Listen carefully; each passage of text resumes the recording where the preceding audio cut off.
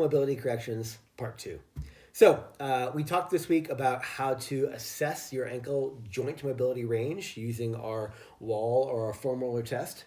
If you didn't do that, please look back 2 posts ago. Yesterday we talked about how to improve displacement or width, right, of the tibia and the fibula to gap outward as we roll the ankle forward.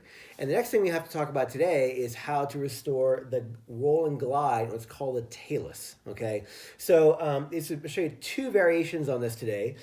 One is commonly done very much incorrectly. People do this mobilization usually with a resistance band. The resistance band does not work. You need something very non-stretchy, like a web belt or a leather belt, something burly, okay? So what you're gonna do is you're gonna have your folks step through this belt, right? And you're gonna make sure we place the belt right at the height of the malleoli so it's pulling backward, right? So right now, just so you can see this, I'm gonna hold this in place, but you need to put this belt on something very strong and stable. Sofas work, beds work, something strong, right? A table or chairs is gonna move, right? So what you're gonna do is you're locking pretty firmly here. You're gonna go ahead and take the knee and drive forward. And the whole idea here is that as she takes her knee forward, we are actually getting a posterior glide of a talus in the system here, right? So we're trying to restore some joint glide. We're gonna do 10 times and that's it, right? If you find in your house you're having a hard time finding something nice and sturdy, what you can do, if you got a buddy, right, have them put their foot and ankle through here as well. Don't worry about the direction, you just wanna hold it solid and stable, and same thing, have your partner go ahead and come forward, right? So again, 10 times. I'll show you another version you can do as well. Go ahead and face me if you would.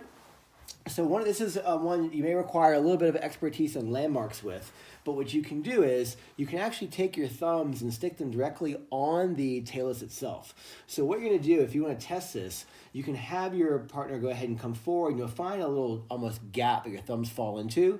If you're too high, it will actually hurt, okay? We don't wanna be in that space, we wanna be just below that in the bone. It should feel pretty hard, kind of like you're on a piece of wood, right? So what you're gonna do is you're gonna take your thumbs and you're gonna block them right on that bone, right? So I'm kind of pushing not this way, but down. I'm just moving my thumbs, you can see this, I'm pushing downward. If I wrap my fingers around, I can just go ahead and poke down, and again, that knee can come straight towards my head, and that way you can really ensure that you're actually on the talus bone and not just missing it and compressing soft tissue. So again, same thing, 10 times here.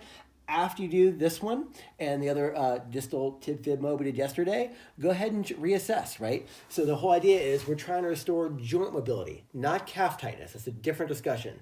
But if you can't get joint mobility here, you're gonna collapse your foot and ankle. I don't care how much control work you do. I always say stiffness always wins, right? So if you've got stiffness in the system of the joints, good luck with your ankle stability. So we have to make sure we have mobility first and we're working on stability to make sure we're put on a solid, durable foot. Give it a try.